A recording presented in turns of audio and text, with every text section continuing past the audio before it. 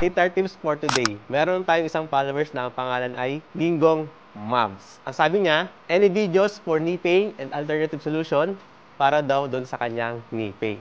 Ngayon, magpapakita ko kung paano ayusin ang knee pain, pero kailangan meron kang kasama. So, ibig ko sabihin kasama, merong maggagawa nito para sa'yo. Dapat nakahiga ang patient. Ito yung kanyang binte. Ipupush lang to paloob. Okay? Pagka-push paloob, tuunan lang to ng siko. Okay? Itong part na to, itong muscle na to ha. Okay?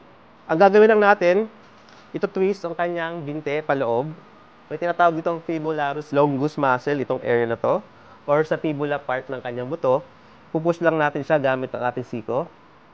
Ganun din po, 10 seconds, 3 repetitions din. Pababa siya. Okay?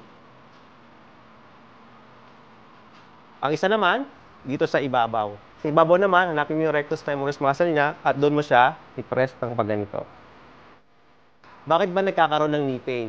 Isa na dyan yung pagkakaroon niya ng injury. Siyempre yung ating buto sa tuhod, meron siyang cartilage. So nagkaroon siya ng pagkahudpod. So pwede yung mag-cause ng knee pain. Or yung iba naman, ang tawag nila doon, arthritis. Nasira na mismo yung cartilage sa tuhod niya.